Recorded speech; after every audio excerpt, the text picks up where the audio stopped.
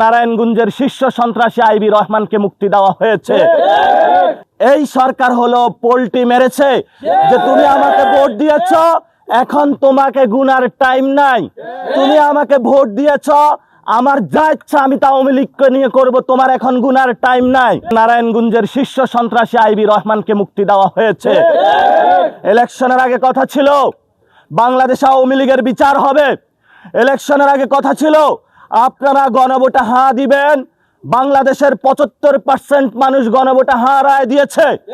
দেওয়ার পরে দেখতে পেলাম কি এই সরকার হলো পোল্টি মেরেছে যে তুমি আমাকে ভোট দিয়েছ, এখন তোমাকে গুনার টাইম নাই।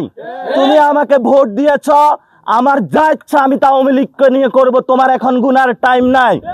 সম্মানিত জনগণ, আপনাদেরকে বলবো, যারা আমাদেরকে হেস্তনেস্ত করে গুনার টাইম নাই বলে, সামনের আগামী নির্বাচনে উপজেলা ইলেকশনে বিভিন্ন জায়গায় তাদের হাতে আপনারা লাল কার্ড ধরিয়ে দিবেন।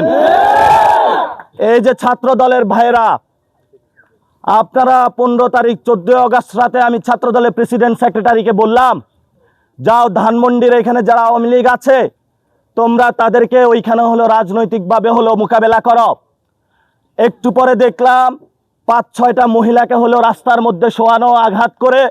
আমি প্রেসিডেন্ট সেক্রেটারিকে জিজ্ঞাসা করলাম, আমি তো তোমাকে এই নির্দেশনা দেই নাই, তুমি এই কাজটা করলা কেন? কয় ভাই ধূপ ধাপ সব দিয়া হলো চলে আসছি। ধূপ ধাপ কোথায় দিতে হবে, কারা দিতে হবে, এই সেন্সটুকু যদি না থাকে তোমাকে কে বলেছে রাজনীতি করতে? বাংলাদেশ